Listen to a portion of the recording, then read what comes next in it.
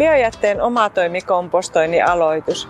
Kompostointi on hauskaa puuhaa. Tee sinäkin ekoteko.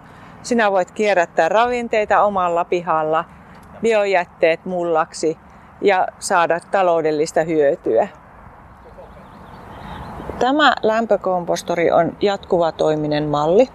Eli biojätteet tyhjennetään, laitetaan tänne päältä ja sen jälkeen täältä alaluukusta, kun on aikaa mennyt pari kuukautta tai useampikin kuukausi, niin otetaan sitä raakaa kompostimassaa.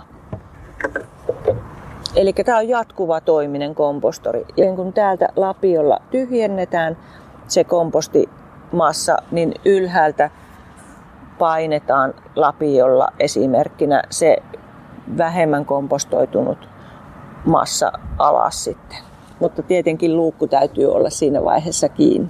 Kompostorissa on hyvä olla kansi, joka avautuu helposti. Tarvittaessa sen saa myös näin auki asentoon ja voi tyhjentää molemmilla käsillä biojäteastiaa. Myös näitäkin yleensä saa uusia sitten, että se on hyvä muistaa, jos se ajan saatossa sitten hajoaa. Kompostoreissa on yleensä ilmanvaihtoaukko, jota voi säätää. Talviaikaan se on pienemmällä ja kesäaikaan suuremmalla. Lämpömittari ei suinkaan ole pakollinen, mutta siitä on hauska seurata, mikä sisälämpötila on. Erityisesti sitten syksyllä ja keväällä. Ja tietenkin se kestävä rakenne, että sitä on helppo sekoittaa tarvittaessa, tyhjentää myös sitten. Ja aika monelle kompostorille tulee myös sitten takuaika suhteellisen pitkäkin, että siihenkin kannattaa kyllä huomiota kiinnittää, kun on ostopäätöstä tekemässä sitten.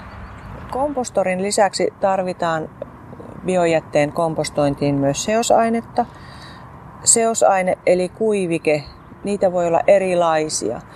Kaupan valmiilla seoksilla on helppo aloittaa, mutta toki itsekin näitä voi tehdä eri raaka-aineista.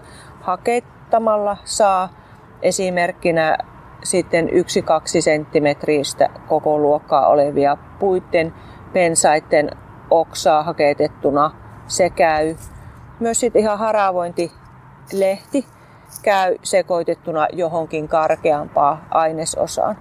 Mutta toki sitten tässä on nyt tämä kaupallinen valmis seos, niin tässähän on kuoriketta, höylälastua ja hyvin eri tämmöisiä raaka-ainetta, joka tuo sen hyvän rakenteen. Seosaineen tarkoitus kompostissa on se, että se pitää hyvän rakenteen, ilmavuuden, sopivan kosteuden ja se kompostoituminen tapahtuu hyvin. Seosaineen säilytyspaikka kannattaa olla säältä suojattu kannellinen saavi tai vastaava. Säilytä seosaineita esimerkiksi varastossa lähellä kompostoria, ettei seosaineet kastu. Seosaineen lisäykseen on hyvä olla kauha, jolla on helppo lisätä kuiviketta biojätteen päälle.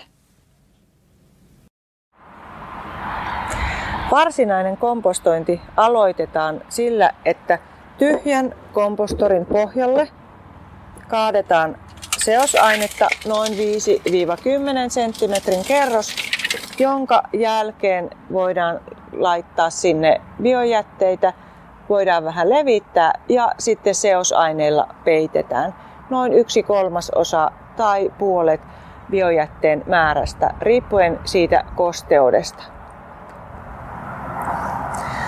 Kompostoitumisaika vaihtelee 2-5 kuukautta, joka riippuu ulkolämpötilasta, kompostoitavista aineista, hoidosta ja miten usein sitä on täytetty. Kun kompostia tyhjennetään, esimerkkinä nyt on alaluukusta otettua raakaa kompostia, niin puhutaan tosiaan raasta kompostista. Siinä ei ole enää näkyvissä elintarvikkeiden rakennetta, mutta seosaineen rakenne siellä näkyy ja tässäkin huomaatte Siellä on kananmunan kuorta ja seosainerakennetta kyllä huomattavissa.